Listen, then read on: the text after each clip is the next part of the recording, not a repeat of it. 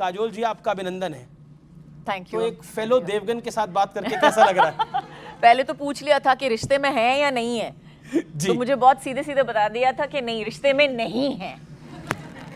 नहीं, अब मेरे पीसीआर वाले मुझे बोल रहे हैं कि अजय देवगन तो आपके बड़े भाई लगते हैं, ये उनकी धर्मपत्नी है, तो आपकी भाभी हो गई। ओह गॉड प्लीज। चलिए, film fair award, best actor award और पता नहीं सारे कितने सारे पद्मश्री सम्मान, आपको कैसा लग रहा है आज न्यूज़ 18 के मंच पर आकर? बहुत ही अच्छा लग रहा है यहाँ पे आकर और इन सारे लोगों के सामने बैठकर, बहुत ही अच्छा लग रहा है। और बिल्कुल आज जैसे आपने कहा, मैं बहुत I am very proud of the fact that I have been working for nearly 34 years, तो I think I am very proud of that fact. I pat myself on the back. जी जी जी, तालियां होनी चाहिए इस बात के ऊपर। 1992 में आपकी पहली फिल्म बेखुदी आई थी जी। तब आप 16 साल की थी, पढ़ रही थी। आज आप प्रोफेशनली अपने आप को कहाँ देखती हैं? क्या बदलाव देखती हैं?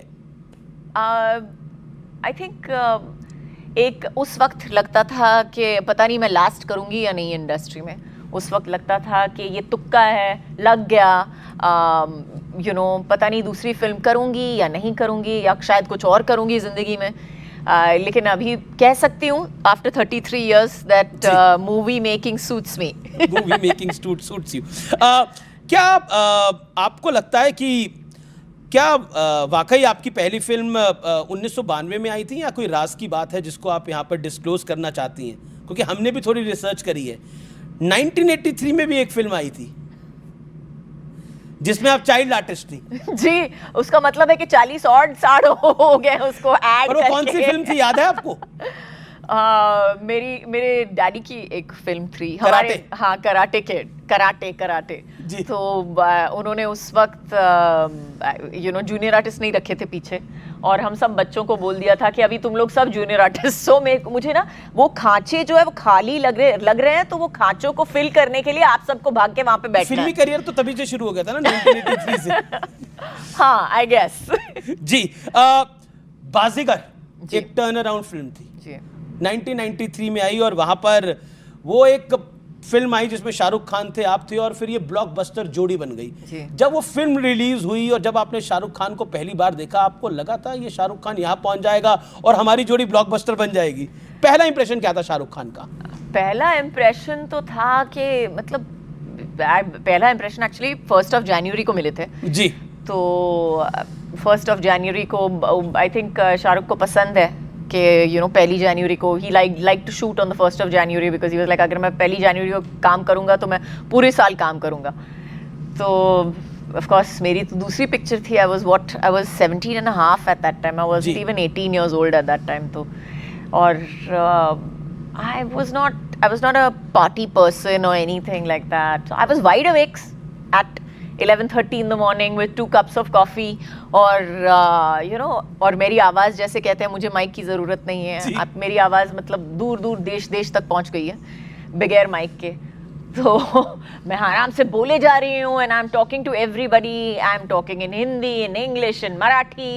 I'm talking to Shahrukh's makeup person and everybody was so irritated with me. पूरा यूनिट जो है मुझे इतना घूर के देख रहा था कि ये कौन है जो प्लीज कोई बोलो इसका वॉल्यूम कंट्रोल करने के लिए।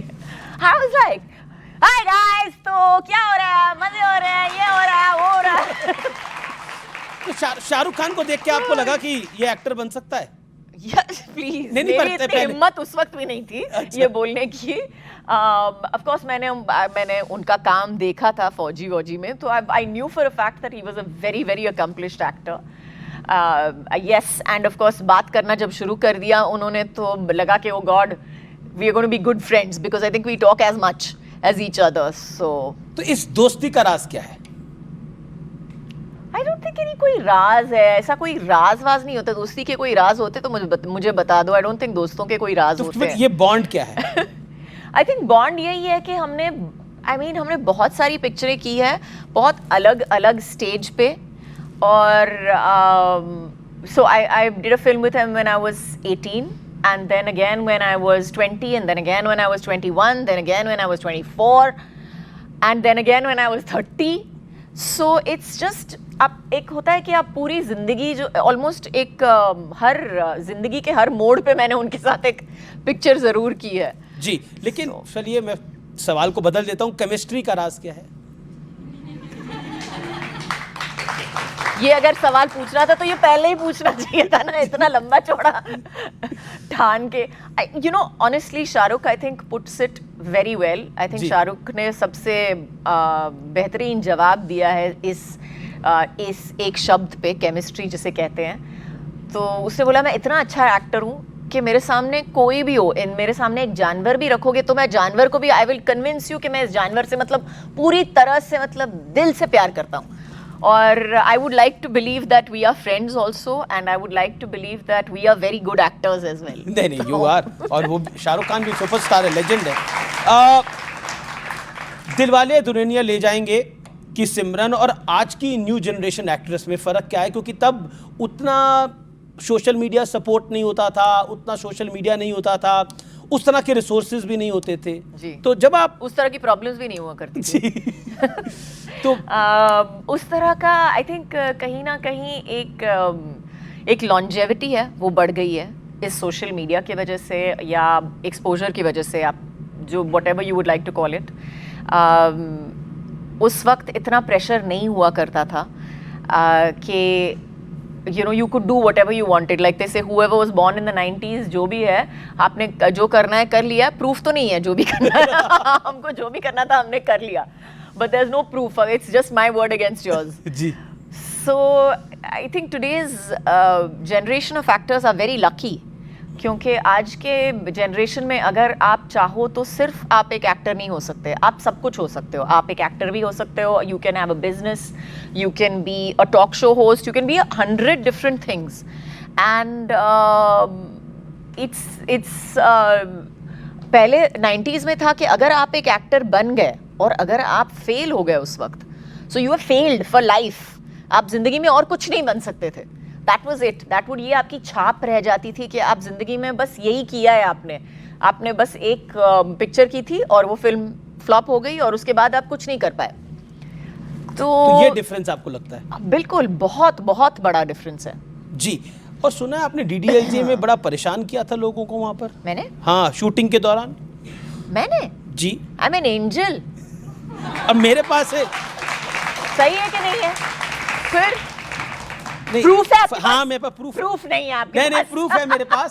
फरीदा जलाल को एक सीन करना था और आप फरीदा जी को मैंने बहुत तंग किया जी। फरीदा जी को मैंने बहुत तंग किया है। प्रूफ आपने खुद ही दे दिया? नहीं वो तो, लेकिन फरीदा जी और मेरा रिश्ता बहुत अच्छा है और फरीदा जी हमेशा मुझे कहती थी कि भाई तू जिससे बात करती है आवाज नीचे कर। तो हाँ, मैंने थोड़ा सा तंग किया है फरीदा जी को। फरीदा जी के साथ मैंने बेखुदी भी की थी, DDLJ भी की थी, तो शी वाज मेरी बुआ थी आई थिंक। DDLJ कभी खुशी कभी गम कुछ कुछ होता है, इन सभी फिल्मों में ना एक चीज बड़ी कॉमन थी, इंडियननेस, मतलब भारतीयता। क्या आपको लगता है उसने आपका connect with Indian audience specially आपको घर घर तक पहुंचा दिया? These 3 film specially.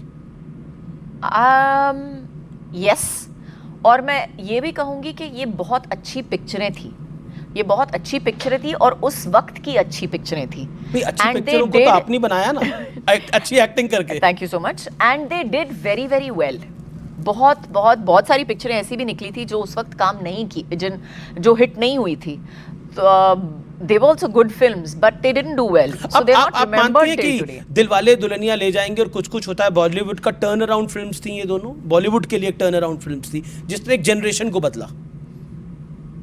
I think अभी तक बदल रहे हैं। आई थिंक DDLJ तो मैं कहूँगी इज़ अ फिनोमेना। बहुत सारे लोग पूछते हैं कि आपका कंट्रीब्यूशन बहुत है DDLJ में, what do you have to say? I would say कि हमारा कंट्रीब्यूशन DDLJ में 1990 में ही ख़त्म हो गया था, 1994 या जब रिलीज़ हुई थी उसमें ही ख़त्म हो गया था। हमने अच्छी पिक्चर बनाई, हमने रिलीज़ कर दी थिएटर्स में, लेकिन जितने लोगों ने देखा है, सराहा है, अपनी फैमिली का एक हिस्सा बनाया है, अपने बच्चों को दिखाया है, उन्होंने इस पिक्चर को कहते हैं ना जिसे बना के रखी है। एक स्नैप पोल कर लेते हैं यहाँ पर, किसी ने DDLJ किसने देखी है DDLJ और कुछ कुछ होता है?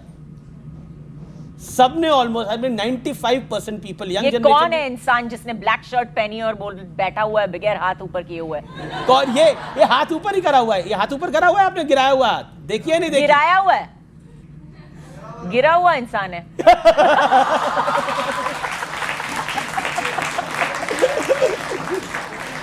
देखिए ये तो एक तरह से एक ऐसी